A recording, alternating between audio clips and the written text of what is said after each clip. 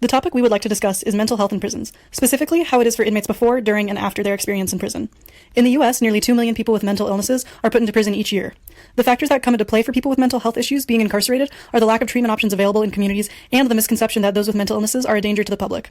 Since they are incarcerated, the possibility of having medical treatment is postponed or simply never received. This is an issue because it delays treatment for the inmates, as they usually remain in prisons longer than the other inmates.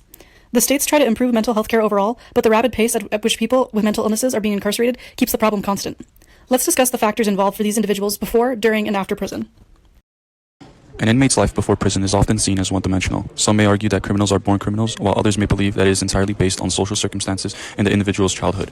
In today's world, scholars believe that it is both a combination between social factors and biological factors pushing individuals to repeatedly commit crimes. One study by Arsenault and colleagues illustrate how even in cases of early childhood antisocial behavior, variation in antisocial behavior that was agreed upon by all informants and thus was pervasive across setting was influenced by 82% genetic factors and 18% experiences specific to each child.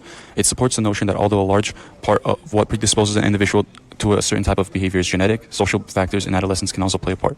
The difference between those who attend versus those who think about suicide is the unstable mental health of those who think about suicide. Most U.S. prisons and jails today are occupied with people who have a current or past mental health issues, and facility are still not meeting the demands for treatment.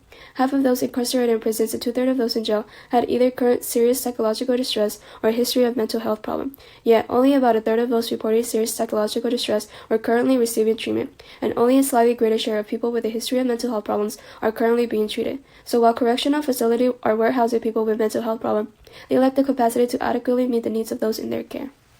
Even when those with mental illnesses are released from prison, they are more likely to struggle after being released. A cohort study in Australia found a high rate of substance abuse from prisoners after the first 14 days that they were released from prison. This data shows us transitioning back into the community from prison is difficult for those with mental illnesses, as they often cannot recover from the trauma of prison when coming back to their community. A survey in New York estimated 20% of those who are released from prison have mental illnesses and are more likely to be homeless. This is where the community must create programs that treat and provide resources to inmates as soon as they are released to improve the quality of life to prevent these issues. Information on the issue of incarceration mental health is available to the public and can be accessed through various news websites and videos. The misconceptions about the issue is that the public sees these prisoners as inhumane beings, thus the public deems them as those that cannot be held. The issue unfortunately needs more consideration, awareness, and community assistance in order for incarceration rates to decrease. Possible interventions can include creating hospitals within prisons, monthly check-ins with psychiatrists, and providing treatments when needed. Prisoners should be treated as human beings, so they can recover from their mistakes, rather than making them suffer even more.